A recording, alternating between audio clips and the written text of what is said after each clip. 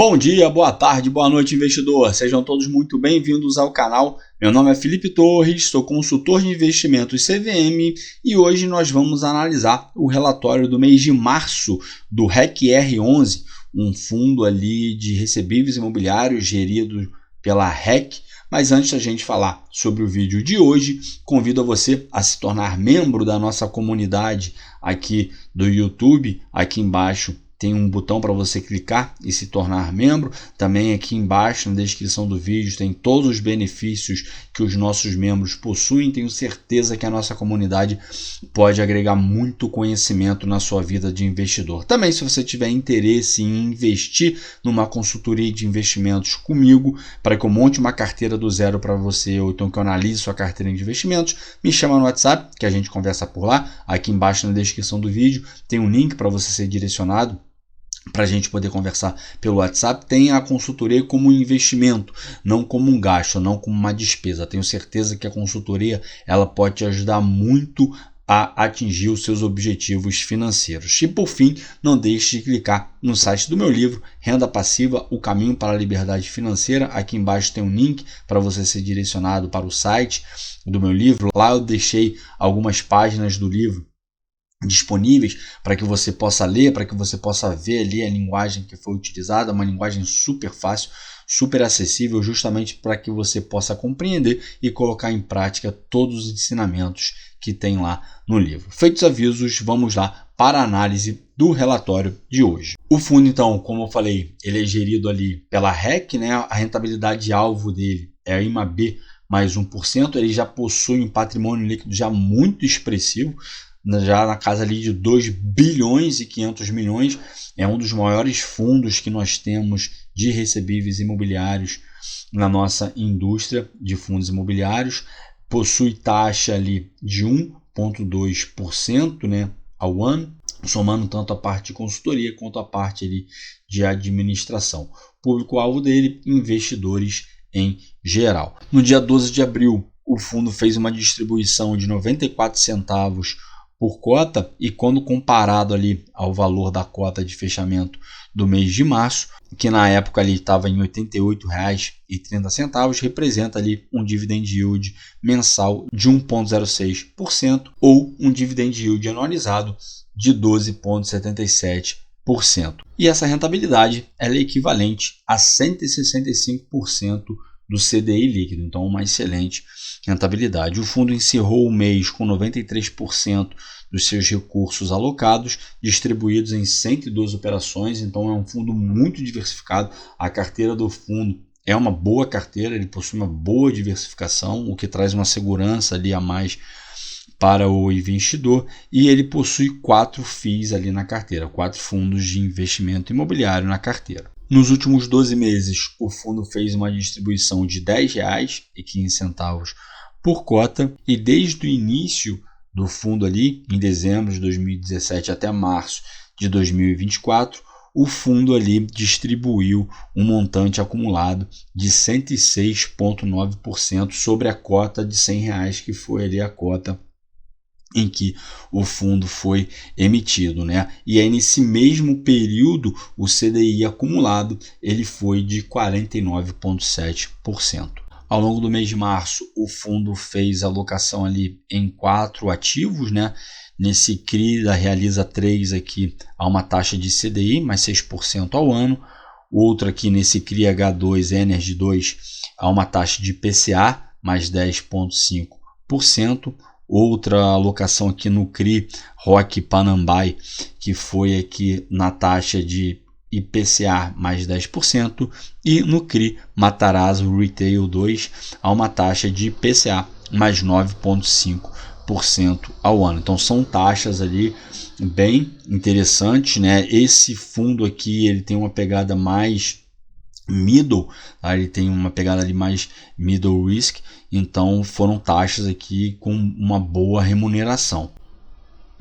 No mês de março ainda, o fundo realizou ali a venda do CRI Rosewood no valor ali de 678.948, e também alienou ali 353 cotas do fundo SNCI com um preço médio equivalente a R$ 100,06. O montante total alienado correspondeu a R$ 35.323. E houve também uma inovação, porque em março foi acordada ali uma alteração na data de vencimento de 2 CRIs, do CRI Matarazzo Suítes 2 e CRI Matarazzo ali Suítes 3, né? E esse vencimento ele foi postergado ali para setembro deste ano, de 2024. Aqui o fundo vem trazendo a distribuição dos ativos em relação ao percentual ali do patrimônio, né, do fundo. Então 88% ali alocado em CRIs, 5% em FIIs, 3% em imóvel. Esse 3% em imóvel aqui, ele diz respeito a um imóvel que foi dado ali como garantia no CRI Morumbi, onde houve inadimplência e o fundo acabou tomando esse imóvel para poder honrar essa garantia. Tá? E a 4% ali em cotas de fundos de investimento de liquidez diária, que é o caixa ali do fundo. Aqui nós temos o portfólio do fundo, é um portfólio bem extenso, né? Como a gente viu lá em cima, são 102 posições que o fundo detém aqui na carteira dele. Então, depois quem tiver interesse, basta acessar aqui o relatório para poder ver ali com mais detalhes esses ativos aqui que compõem a carteira do fundo.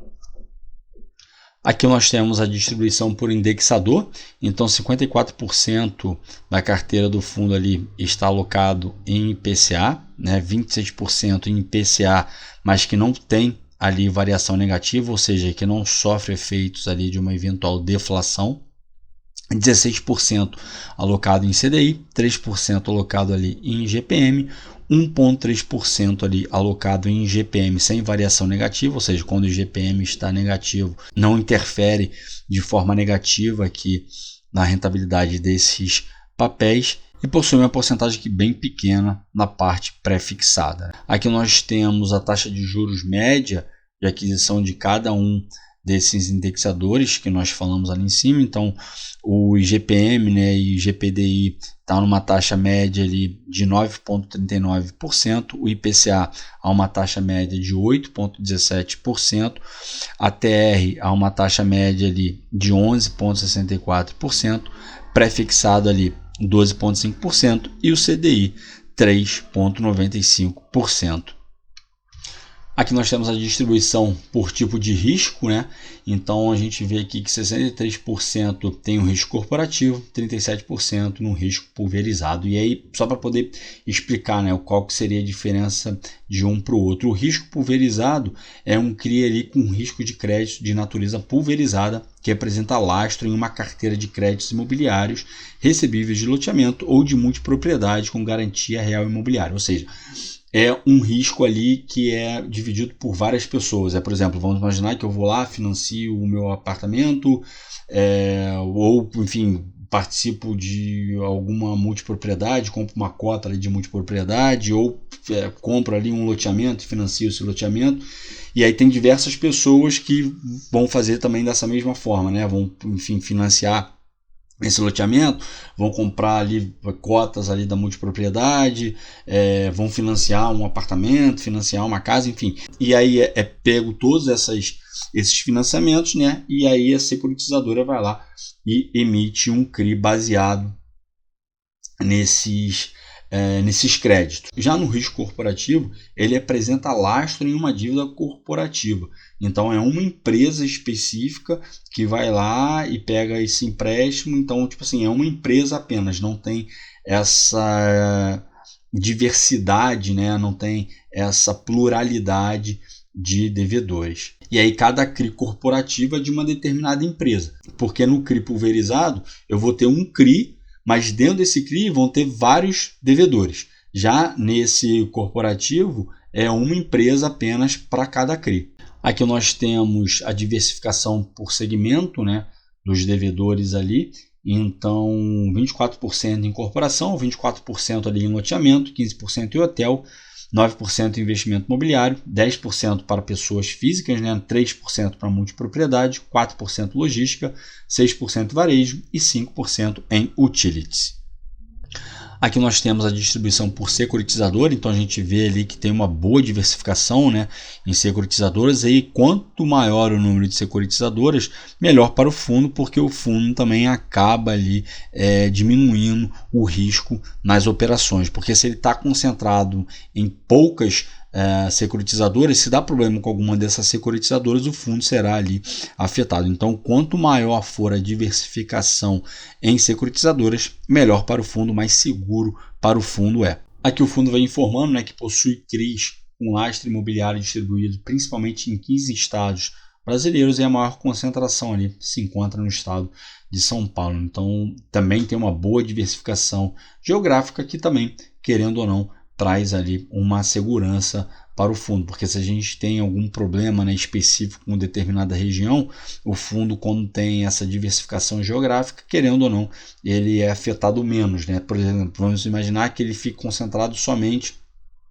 em uma determinada região, e essa região, sei lá, passa por um problema grave, alguma coisa, enfim, na economia ali daquela região. Então, nesse caso aqui, se ele tem essa diversificação geográfica, ele acaba também diminuindo ali esse risco para o fundo. Aqui o fundo vem trazendo uma explicação que é bastante importante, que gera muita confusão ali em alguns investidores, né? A diferença de regime de competência e regime de caixa. Então, vamos lá. Regime de competência. As despesas e receitas são registradas na data do fato gerador, não importando quando ocorrerá o pagamento ou o recebimento. Então, a partir do momento em que tem o fato gerador, a partir do momento em que é gerado ali aquela correção monetária, a partir do momento que é gerado ali aquela rentabilidade ocasionada por juros, independentemente se já entrou no caixa do fundo ou não, no regime competência, elas já serão registradas como se já tivesse recebido aquilo dali, mesmo que não tenha entrado no caixa ali do fundo. Já no regime de caixa, considera ali as receitas e despesas apenas no momento em que elas entram ou saem do caixa ali do fundo. Então tem uma diferença nesses dois tipos de regime, tá? O regime caixa só vai considerar aquilo que já entrou efetivamente ou saiu efetivamente do caixa do fundo, e no regime de competência ele vai ter por base ali a data do fato gerador, mesmo que aquele valor não tenha entrado ali no caixa do fundo. A título de exemplo, para deixar, enfim, bem resumido e bem simples, tá? Só para vocês poderem mais ou menos entender essa diferença. Vamos imaginar que vocês vão lá e vendam um carro, tá? Um carro ali por 30 mil. Dando um exemplo que vocês vão lá e vender um carro por 30 mil.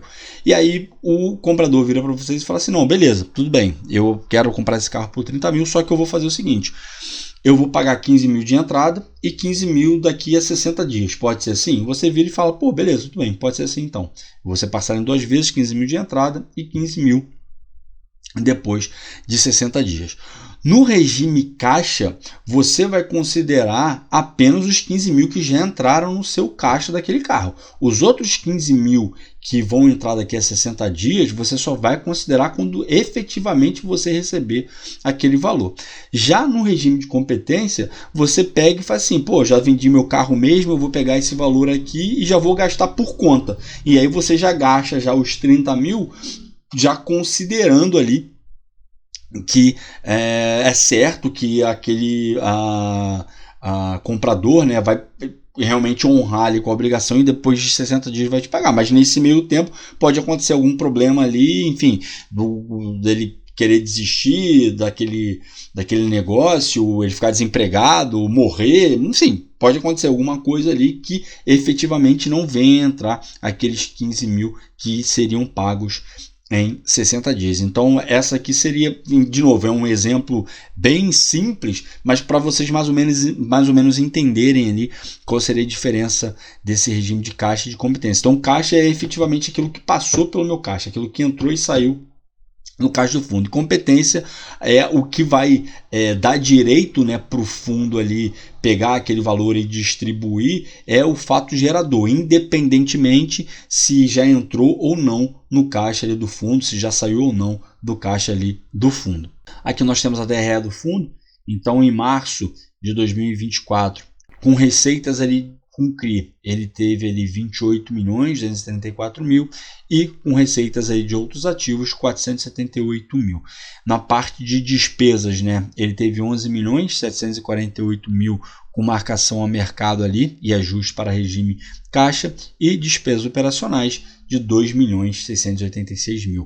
O lucro líquido ali que o fundo teve foi de 26.057.000 reais e valor distribuído de 24.855.000 reais. O valor distribuído ali equivale a 94 centavos por cota. Então o fundo conseguiu ainda fazer uma reserva de lucro aqui nesse mês. Aqui o fundo vem trazendo um gráfico com um comparativo entre a rentabilidade total do cotista em comparação com outros investimentos, né? Então, no acumulado ali de 76 meses, que foi entre dezembro de 2017, que foi quando o fundo ali iniciou, até março de 2024, o fundo conseguiu entregar ali uma rentabilidade de 106,9%. E essa rentabilidade aqui, ela foi calculada com base na cota ali de R$100, que foi o valor equivalente ali da primeira emissão. E aí, se a gente fosse considerar apenas a variação que o fundo teve ali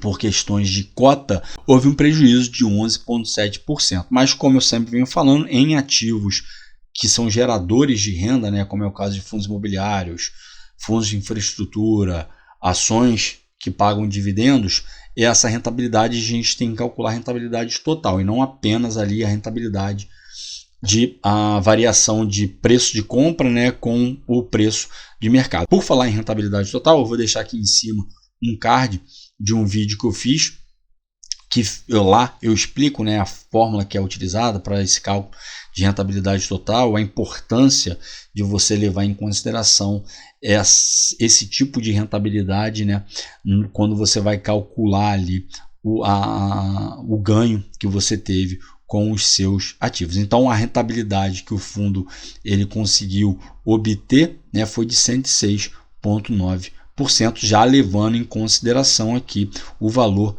distribuído. Nesse mesmo período, o CDI bruto foi de 58,5%, o IMAB 81,7% e o IFIX de 54%. Lembrando, né, que tanto o CDI quanto o IMAB teria que ter incidência aqui do imposto de renda e a gente poderia botar aqui a alíquota mínima de 15%. Então, desses valores aqui ainda teria que ser retirado ali a dedução do imposto de renda, que ficaria ali em 15% em cada um desses indexadores. Aqui nós temos um gráfico, né, de rentabilidade mensal do fundo nos últimos 12 meses. Então, nos últimos 12 meses, o fundo fez uma distribuição média ali de 0,85% ao mês, né, um dividend yield de 0,85% ao mês, e no mês de março agora ele fez uma distribuição de 0,94%. Aqui nós temos um gráfico também mostrando a distribuição de proventos por ano.